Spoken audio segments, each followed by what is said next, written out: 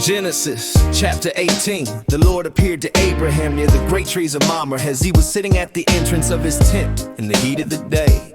Abraham looked up and saw three men standing nearby. When he saw them, he hurried from the tent entrance to meet them and bowed low to the ground. He said, "My Lord, if I have found favor in your eyes, do not pass by your servant. Let a little water be brought so you can wash your feet and rest under this tree. Let me bring you something to eat to refresh you, and then you may continue your journey now that you have come to your servant." And they replied, "Do as you have said." So Abraham hurried into the tent to Sarah. Quick, he said, "Take 3 measures of your finest flour, knead it, and bake fresh bread." Then Abraham ran to the herd, selected a choice tender calf, and gave it to a servant who quickly prepared it. He brought them curds and milk and the calf that had been prepared, and he set these before them. While they ate, he stood near them under the tree. They asked him, "Where is Sarah, your wife?"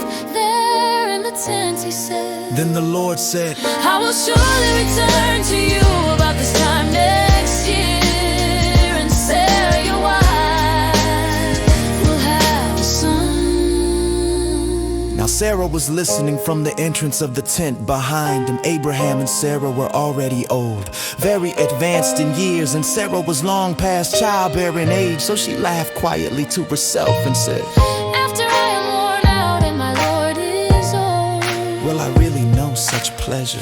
Then the Lord said to Abraham, "Why did Sarah laugh? Why did she say, 'Can I really have a child now that I am old?' Is anything too hard for the Lord?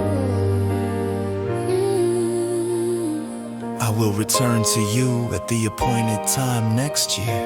And Sarah will have a son." Sarah was afraid, So she lied and said, "I did not lie." But he said, "Yes, you did." When the men got up to leave, they looked out towards Sodom, and Abraham walked with them to see him on their way. Then the Lord said, "Shall I hide from Abraham what I am about to do? Abraham will surely become a great and mighty nation, and all nations on earth will be blessed through him. I have chosen him so he will direct his children and his household after him to keep the way of the Lord, by doing what is right and just, so that the Lord may bring about what he has promised." Then the Lord said, "The outcry against Sodom and Gomorrah is great, and their sin is exceedingly grave. I will go down to see whether the outcry of those who have suffered is as bad as the reports that have reached me. If not, I will know." The men turned and went towards Sodom, but Abraham remained standing before the Lord. Abraham approached him and said, "Will you sweep away the righteous with the wicked? What if there are 50 righteous people in the city? Will you really destroy it and not spare the place for the sake of the 50? The Lord said, "If I find 50 righteous people inside them." "I will spare the whole place for their sake." Abraham spoke again.